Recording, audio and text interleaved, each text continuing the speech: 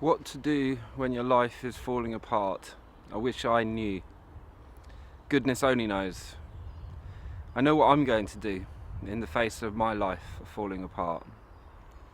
Last year I was 49, and astrologers tell me that Chiron returns and Saturn returns, and they both dish out a strong medicine of stripping things away. And Chiron coming back in your 49th year, Chiron was the wounded healer, and he comes back and prods you in your deepest wound, so I understand. And it certainly corroborates my experience of last year, because it feels as if I am losing everything. And yet I'm still standing here. I still have clothes on my back. I still have things to do. So many things to do. Too many things to do. Like most of us, I'm feeling extremely overwhelmed by the demands that life seems to be placing upon us. Last year, my dad died. Due to that, the family home needed to be sold. The place where I grew up, the only place that I've been able to call home now. I know that there are lots of people that don't even have the gift of having a sense of home at all in their lives, but I had at least a sense of home through that first 49 years of my life, and now it's gone, and there's a sense of being anchorless. And then of course my father dying. One finds oneself at the head of the family queue, you might say. There's no extra generation ahead of you to take your place. And then to pay for their care, the home was sold, and then my mum last year, she's still alive in body, and her mind, her soul, her spirit might well be somewhere, but she's suffering profound dementia now. And the last few visits there has been no response whatsoever. And so I'm grieving the loss of my father. Well, not the loss, because I still sense that he's there somewhere, like my mum. But there's... so I don't like using that word loss. But I've had many occasions in the last year where I've wanted to pick up the phone and call them. You know, maybe a job that I did well, or something that I'm struggling with. You know, good days and bad days, feeling that impulse to want to pick up the phone and call my mum and either say, or my dad, and say, hey, I did this thing, that's great, isn't it? And or wanting to call my mum and go, oh God, I'm struggling. And yeah, there isn't that recourse anymore. And thank goodness that I have the friends that I have that have been able to help me through this last year. So I'm grieving the absence of my father, the absence of my mother. A business that we tried to set up failed miserably and cost our family thousands.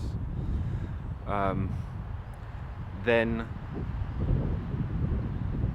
of course, the family home too, and now I'm facing another separation. My second marriage is coming to an end, and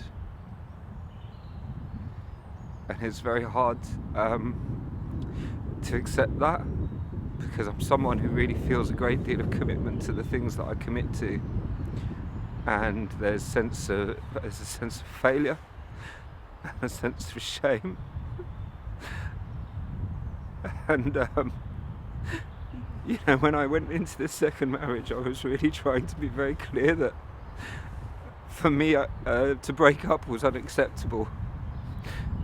I wanted to give a home to 2 children, or to any children that we were lucky enough to be blessed with.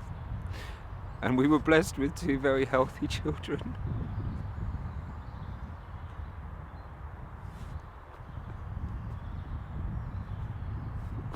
And it's absolutely killing me that we're going to say goodbye to the home that I wanted to provide them. Not Not that I even could provide them with a home, because we don't have the money for a home. I've been renting my whole life.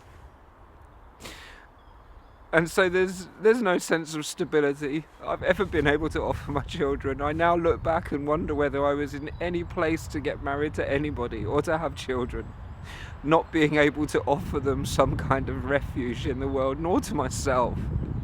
Not being able to offer them a place of stability to be able to grow up in.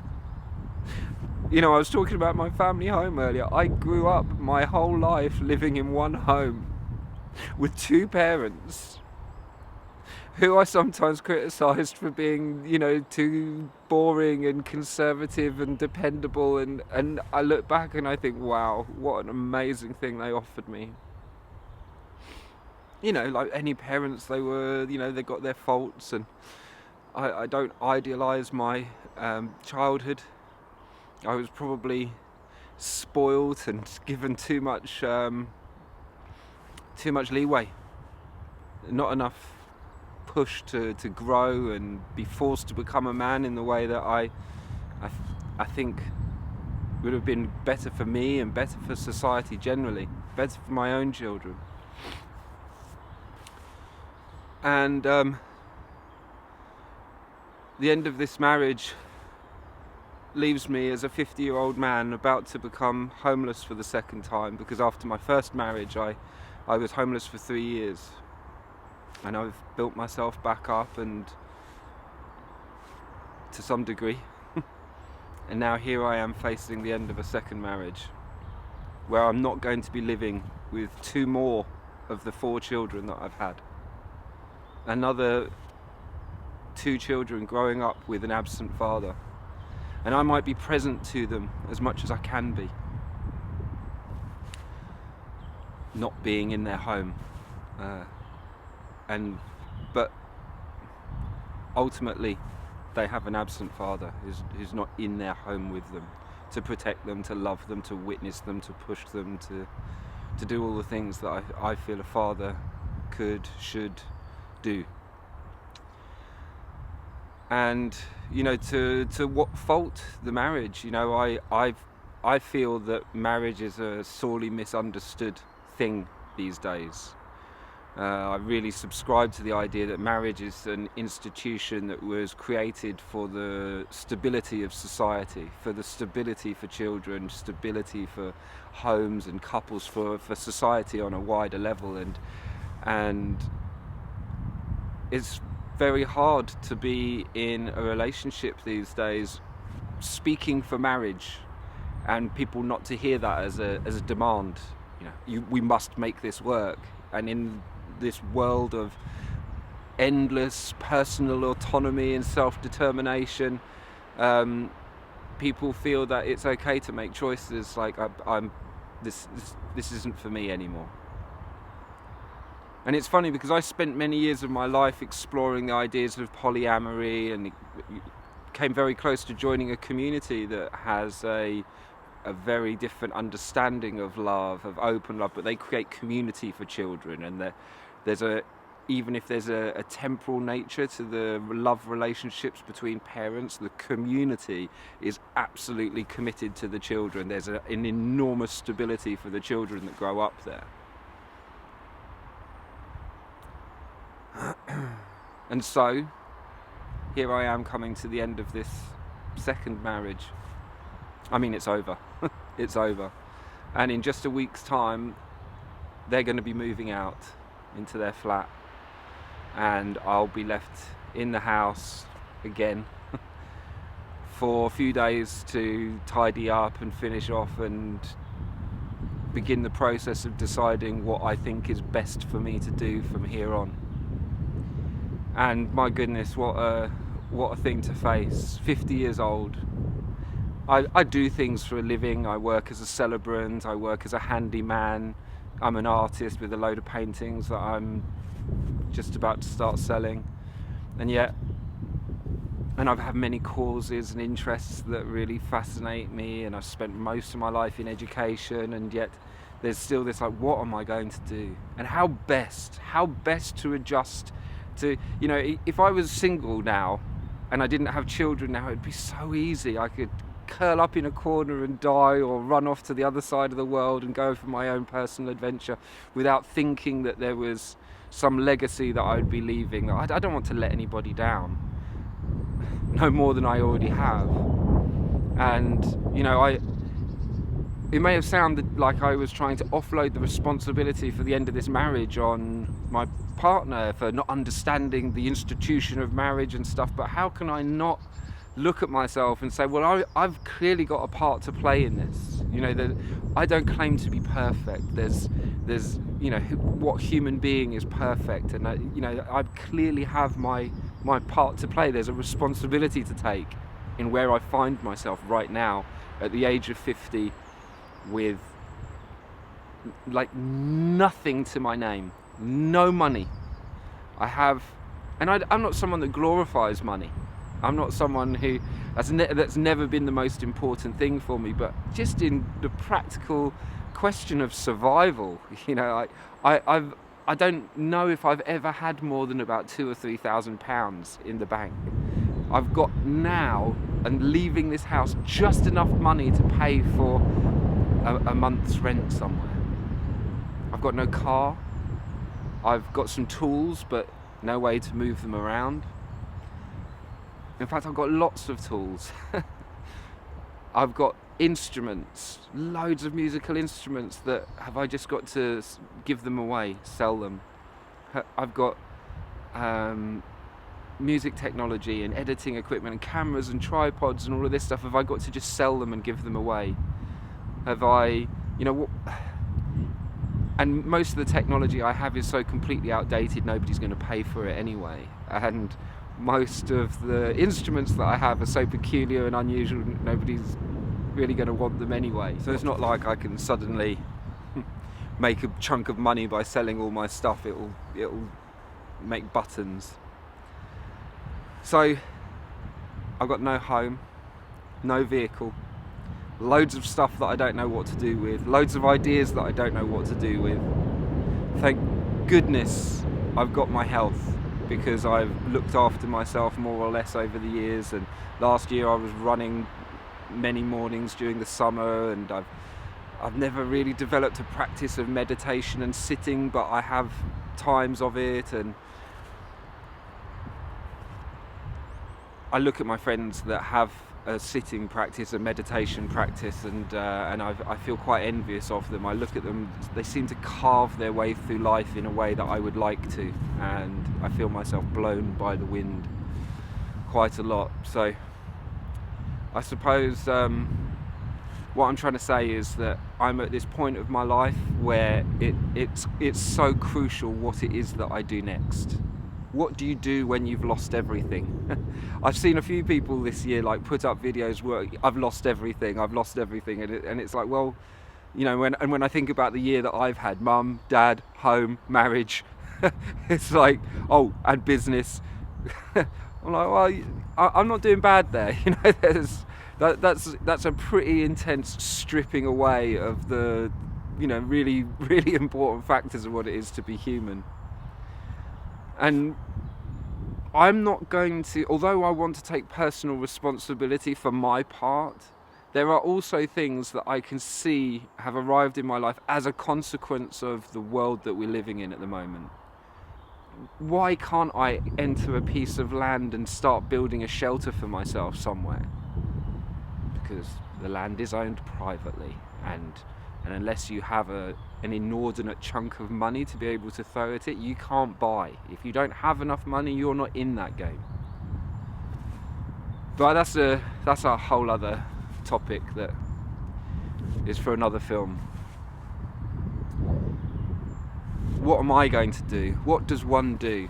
I've enjoyed watching people like Jordan Peterson and his admonishments to tidy up your room. Well, I'm not going to have a room. I will have a room for a short time. But, what does one do? Well, I'm going to tell you what I'm going to do. Over the many years of my adult life, I've played a lot with fasting. At first I used to do juice fasts and kidney cleanses and things until someone I met later on who cured herself, or she would never use that term. She's a woman who had a lot of autoimmune diseases and had cancer, and through fasting, she's now a healthy person. And through her, I was inspired to try water fasting as opposed to juice fasting, which she describes as feasting, because you're just taking so much food through all the juices and stuff that one drinks. So I started fasting, and I've done 1 day and 3 days and 5 days and 7 days. And last year I did after my dad died and the home was about to be sold. I spent 21 days, I think it was actually 23 in the end, fasting in that empty house, saying goodbye to that house. And that was obviously a significant moment for me, but now seems even more significant. And so I'm deciding to go for a really, really deep fast. I'm going to move out of this house, move into somebody's home of a friendly soul who's going to take me under her wing for a month, where I'm going to go for a really profound water fast. I want to just explain my thinking about that.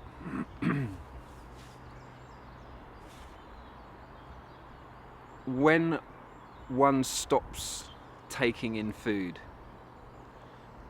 the body goes into this state or a process begins in the body called autophagy, where the whole body focuses its energy on healing.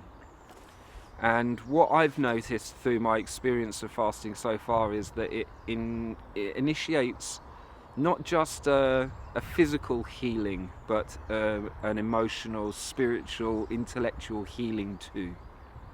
And I'd say to myself, God knows I need that right now. The healing process I'm praying for is to find some clarity of vision of what it is that I am to do from here on in. What's the deepest calling for me in my life? Because I say to myself that without the physical lived presence of a father in my children's house, the one way I can kind of rationalize it, because I believe that one of the beliefs that I choose to have in life, because of how it enables me to survive and to confront things in a positive way, is that everything happens for a reason. I really choose to believe that, so that everything that is difficult and challenging that arrives in my life, I have the best means of being able to process that and confront those difficulties. It gives me a way to contextualize all the pain of existence.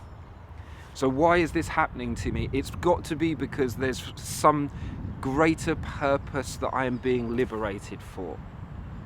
And when I can see so much that is wrong in this world, so much that is, I say wrong, let's say that could be better, so much that could be improved. You know, it's difficult to be a father of children in the world today and not feel that there is something that that must be done to create a more beautiful world that our hearts tell us is possible, to create more opportunity, more possibility of peace, and the conditions necessary for young people to grow up and thrive in life, to appreciate life. And I am so blessed to see my children so far, you know, with light in their eyes and enjoying being alive, and long may that last. So what can I do as a father to enhance that as much as possible? What is within my capacity of action to be able to do the best for myself, for them, and for humanity? And asking myself so many profound questions is not something that can just, I don't think it's possible just to sit down and write a list and, get on with it. It's like I need a point of inflection in my life, a crossroads. I'm clearly at a crossroads. Which path am I going to take? And I want to make that choice in total confidence and clarity, so that I can then surge forwards in that direction. I know that direction in life, one never really knows where one is going. It's but you still have to at least when you have a direction, at least then things begin to happen and lead you where you are supposed to go. So I believe my life has led me to this point for some kind of reason. I'm choosing to believe that because it allows me to not just want to have the ground swallow me up, but it gives me the opportunity to be able to make good of this situation as I find it. So I need to retreat from the stories that I tell myself. I need to retreat from not retreat. I don't like that term. I want to advance to those stories that I tell myself, to pull them apart. I don't like the idea of retreat. Somebody I know talks about retreating yourself, to treat yourself again. I like the idea of an advance. I'm moving towards the battle lines. I want to actually see what is going on for myself. I don't want to flinch. I want to go forwards. And I've found that the best way of doing that is to be nil by mouth for a period of time, to stop eating everything that we consume in this world. Well, you can live a beautiful, natural, organic life with food hunted from the woods and from the rivers and grown in your own back garden, but the majority of food that we are eating in this world is processed, if not ultra processed. And every time we're buying those foodstuffs, we're making that machine go even harder, even faster. And it's the same with the medications. We're propping up this pharmaceutical industry, we're propping up this agricultural industry through the things that we consume, that we buy. And recently, there's been quite a movement of people trying to initiate global strikes and refusing to work as consumers. And to me, the ultimate consumption is expressed through what we're stuffing in our mouths and stuffing through our eyes. They're suggesting that people on the 28th of February don't go to the shops, that we don't buy anything on that particular day. But I imagine that people will still be consuming with their eyes. They're still going to be consumed, through social media and videos like this. People are still going to be consuming food. Well, how about we stop doing that? I mean, imagine, it's silly, this kind of idealist, utopic idea. If everybody does the same thing, then change would happen. People have been doing that for hundreds of years, and that's led to some very dark, authoritarian, totalitarian, communist ways. If we all do the same thing, then it'll all work out fine, and then it has a huge human cost to people. But imagine if everyone stopped eating, knowing that we can not eat happily for way over a month and still function. In fact, not just function, but heal ourselves in the process. For anyone who doesn't know about the powers of healing that come through water fasting, it's worth looking into. So many people suffering with obesity, suffering with depression, suffering with and only a short period of nil by mouth is enough to really initiate big changes. But it's funny because here it's turned from me talking about what I'm going to do into an idea of what everybody could do or everyone should do, and that's not my point of this video. What can I do? What do you do when you've lost everything? And to me, it seems like what I need to do is sit the fuck down, be very still, pay very great attention to what's going on inside myself, and wait for that clarity of decision, that direction that I can pursue, that's going to help me, my children, and this world, hopefully.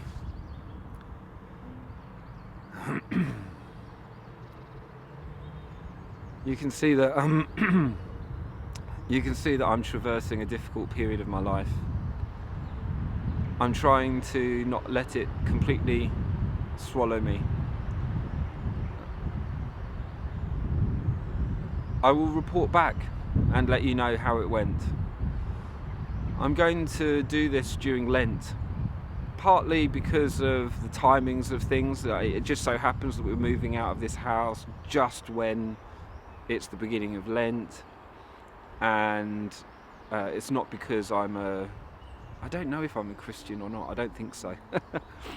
But what I mean to say, there's things I like about the stories, but I'm not a church-going Christian, and I was baptised, but I was never confirmed. And anyway, that's an aside. I'm just using Lent because that is a time of fasting that is available. It coincides with when I'm moving out of this house. It's just in some ways it's an arbitrary thing.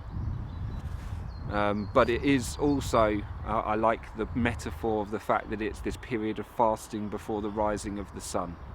The spring equinox is going to take place during the course of that 40 days, and I'm intending to use this time as an opportunity for a new beginning.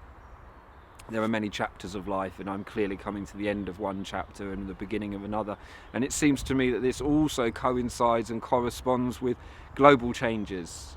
Clearly our culture and our societies are coming to the end of a certain chapter, and a beginning of something new is being initiated.